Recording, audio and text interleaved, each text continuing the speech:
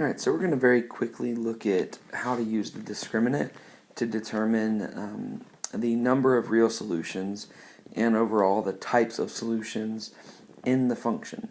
So the fundamental theorem, the fundamental rule of algebra says that for a quadratic function there has to be two solutions because the degree of the function is 2, and that's the fundamental rule of algebra. But both of those solutions may not be real numbers. They could both be real numbers, or one could be real, one could be complex, or they could both be complex solutions. We can use the discriminant, which from the quadratic formula, b squared minus 4ac, that's the part that's under the radical, that will tell us what types of solutions there are. Now the reason that the discriminant will tell us is because this is the part of the quadratic formula that we have to find the square root of.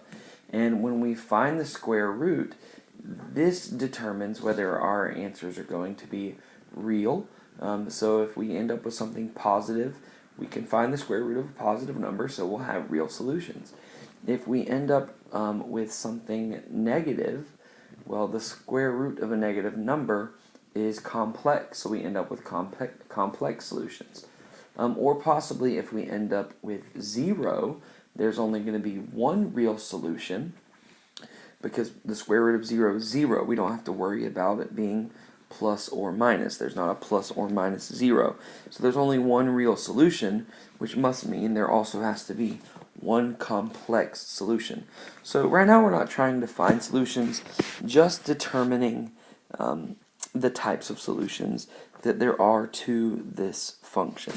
So we'll go ahead and plug this in. B is 4, so 4 squared minus 4 times a is 1 times 12 is 16 minus 4 times 1 is 4 times 12 is 48, and 16 minus 48 is negative 32. So that tells me that the solutions to this function are both imaginary. There are no real solutions to this. It's not going to cross the x-axis because there are no real solutions. Both solutions to this are complex. So we have two complex solutions here. In the next one, we'll do the same thing. So b squared minus 4ac. So negative 8 squared minus 4 times 1 times 16. Well, 8 squared is negative 8 squared is 64. Negative 4 times 1 times 16 is negative 64. This is 0. So we only have one real solution. And since we only have one real solution, that means the other solution has to be complex. And then in the last example, I think you can probably guess what this is going to be, but let's see how this works out.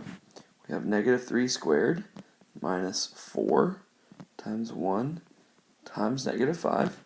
So that's 9. Negative 4 times 1 is negative 4 times negative 5 is positive 20.